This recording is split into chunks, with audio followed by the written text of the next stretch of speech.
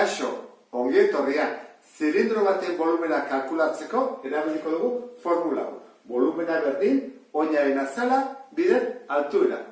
Ordan, guazen ikusten adibidez, zilindro honetan. Zer eman digute? Esan digute, hemenik ordea 14 zentimetro daudela, beraz, diametroa 14 zentimetrokoa da, eta altura 25koa. Zer egin behar dugu? Oinaren azala atera.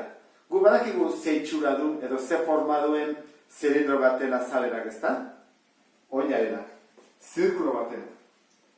Eta zirkulo baten formula azalerarena da pi r berdi.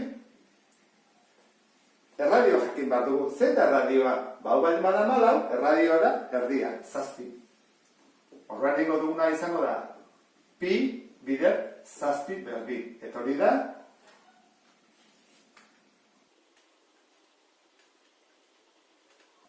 153,84 zentimetro karatu. Orduan, azalerari kalkulatuta, orain volumena ata ezakegu, Gogoratu, beti azalean neurtu behar dugu, eta gero volumena. Zer bada beko azalera?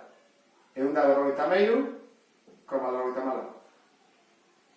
Altuera, 25. Horran, biderketak edo du.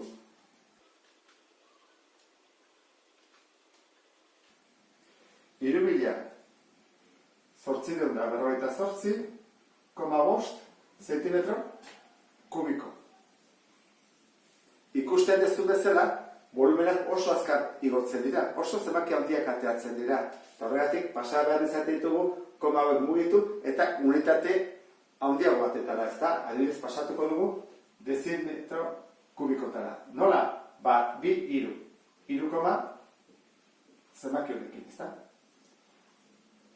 Eta volumena nahiko errez kalkulatu daiteke, formula oso simplea delako, beti ere, baldin badakizu, azalera zein den. Azaleraren formulak bai ezagutu behar dituzula. Zirkulua, karatua, triangelua, trapezioa, guzti horien formulak ere ezagutu behar dituzu, bestela nez eta formula oso simplea izan, gero arazoak izango ditugu volumena kalkulatzeko. Honekin bukatzen du, beste bat arte, agur!